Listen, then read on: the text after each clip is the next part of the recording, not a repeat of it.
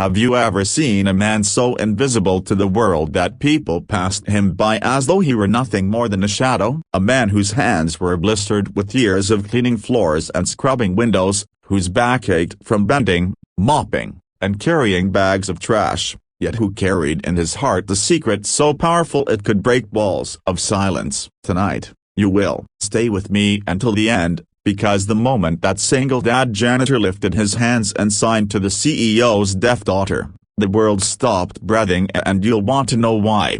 Daniel Hayes had been working at Fairmont Towers, a glittering high-rise owned by one of the city's wealthiest companies, for almost 2 years. Every morning he arrived before dawn, pushing his squeaky janitor's cart filled with brooms, buckets, and supplies. And every evening he left after most of the executives had already driven home in luxury cars. No one ever asked him how his day was. Few even noticed him, except when a floor wasn't shining to perfection. To them, he was background noisy, a man paid to stay quiet and invisible. But what they didn't know was that Daniel wasn't just a janitor. He was a father, a single father raising his daughter, Emma. Emma was 9 years old and the light of his life. She had been born deaf, and when her mother abandoned them years ago, Daniel had promised himself that he would never let Emma feel alone in a world that often misunderstood her. He had taught himself sign language late at night, after long shifts, with calloused fingers and exhausted eyes,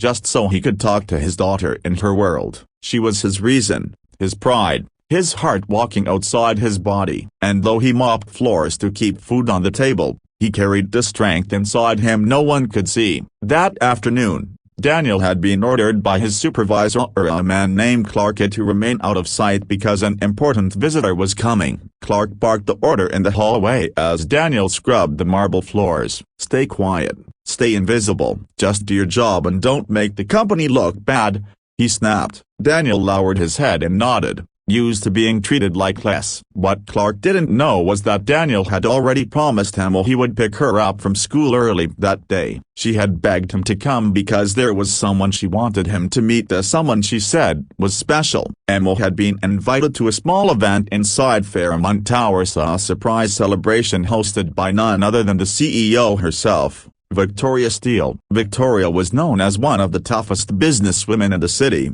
commanding a billion-dollar empire with sharp eyes and colder words. But what few knew was that Victoria had a daughter, Lily, around Emma's age, who had been deaf since birth. Lily rarely came to public events, shielded from the world by her mother's protective nature and busy schedule. And yet, by some twist of fate, Emma and Lily had met at a community art program for children with hearing challenges. They had become instant friends, giggling and signing with their small hands like they had known each other forever. When Daniel arrived with Emma at the event, the hall was buzzing with executives, polished suits, and glittering lights. He tried to stay in the back, holding Emma's backpack while she ran to join Lily. The two girls signed to each other excitedly, their hands flying with joy. Daniel couldn't stop smiling, but that smile faded when he felt Clark's hand clamp down on his shoulder. "What are you doing here, Hayes? This is a CEO event. You don't belong. Stand against the wall and keep your mouth shut." The last thing Victoria Steele needs is to know her janitor is loitering in her ballroom. Daniel swallowed his pride and stepped back,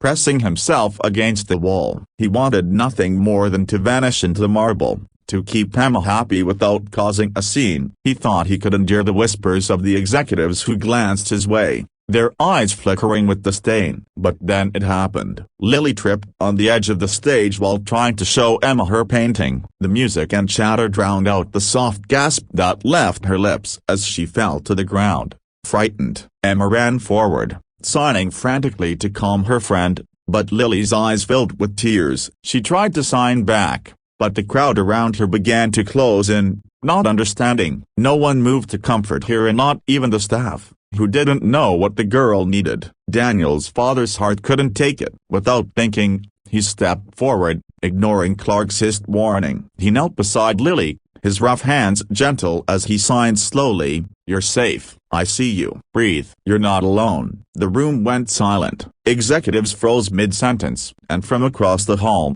Victoria Steele herself, a sharp, untouchable, Frida, watched with wide eyes as the janitor, The man she had walked past countless times without notice, spoke to her daughter in the one language that had always been a barrier between them and the rest of the world.